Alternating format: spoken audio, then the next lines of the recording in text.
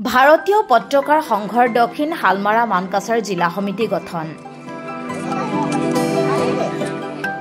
জ্যেষ্ঠ নাগৰিক বুদ্ধিজীৱী জ্যেষ্ঠ সাংবাদিকৰ সৈতে মুকলি সভাত সাংবাদিকৰ দায়িত্ব আৰু কৰ্তব্য বিষয়ৰ ওপৰত পৰ্যালোচনা। ভাৰতীয় পত্ৰকাৰ সংঘৰ আজি দক্ষিণ হালমাৰা মানকাছাৰ জিলা সমিতি গঠন কৰা হৈছে।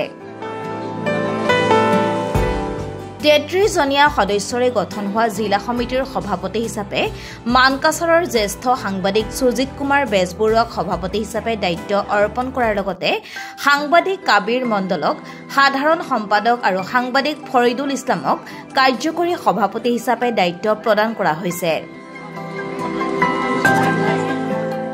জিলা সমিতি গঠনৰ পাছতে হাতশিঙিমাৰী প্ৰেছ ক্লাবত এখন মুকলি সভাৰ আয়োজন কৰা হয়। জিলাখনৰ জ্যেষ্ঠ সাংবাদিক বুদ্ধিজীৱী আৰু জ্যেষ্ঠ নাগৰিকৰ উপস্থিতিত বিভিন্ন সমস্যা সমাধানৰ ক্ষেত্ৰত সাংবাদিকৰ দায়িত্ব আৰু কৰ্তব্য বিষয়ৰ ওপৰত বিস্তাৰিতভাৱে পৰ্যালোচনা কৰা হয়। হালমৰা আৰু মানকাছাৰ জিলা সমিতিখন গঠন হৈছে ভাৰতীয় পত্ৰকাৰ সংঘৰ আৰু মই ভাবোঁ আজি এইটো এটা ঐতিহাসিক দিন হিচাপে পৰিগণিত হৈছে দক্ষিণ হালমাৰা মানকাছাৰ জিলাৰ বাবে, কাৰণ ইয়াৰ সাংবাদিকসকল আজি একত্ৰিত হৈছে আৰু একত্ৰিত হৈ সমাজৰ যিটো দায়বদ্ধতা সেইটো উপলব্ধি কৰিছে। যিহেতু আজি এখন আলোচনা চক্ৰ আছিল, সমাজ এখনত আচলতে সাংবাদিকৰ ভূমিকা বা দায়বদ্ধতা কেনেধৰণৰ হ'ব লাগে, ইয়াৰ সচেতন আজি সকলো নাগৰিক উপস্থিত থাকে আৰু সচেতন বক্তাসকল উপস্থিত থাকে আৰু সকলোৱে এটা কথা হৃদয়ংগম কৰিছে যে সমাজ এখন সুন্দৰ ৰূপত আচলতে প্ৰতিষ্ঠা কৰিবলৈ সাংবাদিকৰ ভূমিকা অপৰিসীম।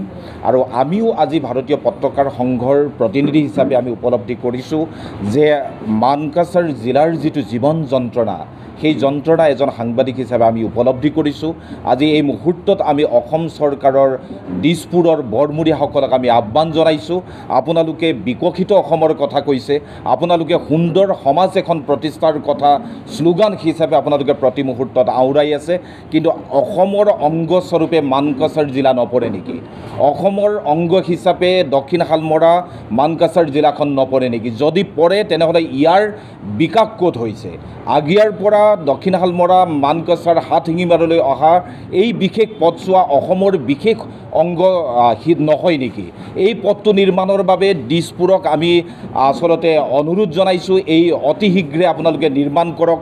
যিহেতু দক্ষিণ হালমৰা মানকাছাৰ জিলাৰ ঐতিহ্য আছে, ইয়াত কামাখ্যা মন্দিৰ আছে, ইয়াত মীৰ জুমলাৰ কবৰ আছে, ইয়াত বাংলাদেশৰ সীমান্ত চাব পৰাকৈ পৰ্যটনৰ অন্যতম কেন্দ্ৰস্থলী হিচাপে আপোনালোকে গঢ়ি তুলিব পাৰে।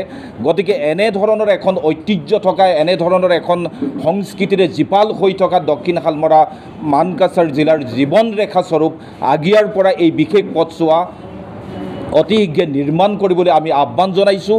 যদি এই আহ্বানকো দিছপুৰৰ বৰমূৰীয়াসকলে গুৰুত্ব প্ৰদান নকৰে তেনেহ'লে অতি শীঘ্ৰে ভাৰতীয় পত্ৰকাৰ সংঘই দক্ষিণ হালমৰা আৰু মানকাছাৰ জিলাত এখন নেশ্যনেল কনফাৰেন্স আয়োজনৰ সিদ্ধান্ত গ্ৰহণ কৰা হৈছে।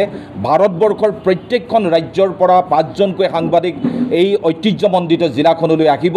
শদিয়াৰ পৰা ধুবুৰীলৈ, ভৈৰৱকুণ্ডৰ পৰা মেন্দি পথাৰলৈ প্ৰতিখন জিলাৰ পৰা 10জনকৈ সাংবাদিক এইখন জিলালৈ আহিব।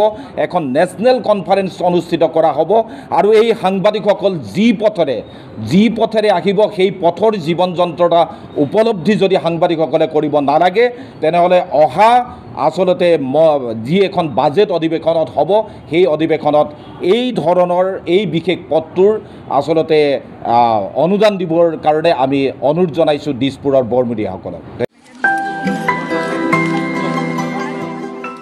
এই কাৰ্যসূচীত ভাৰতীয় পত্ৰকাৰ সংঘৰ কাৰ্যকৰী সভাপতি কিৰণ কুমাৰ গগৈ আৰু ৰাজ্যিক সমিতিৰ প্ৰশাসনিক সম্পাদক মাধৱ দাস উপস্থিত আছিল। আপুনি চাই আছে এম নিউজ, আপোনাৰ আপোন চেনেল।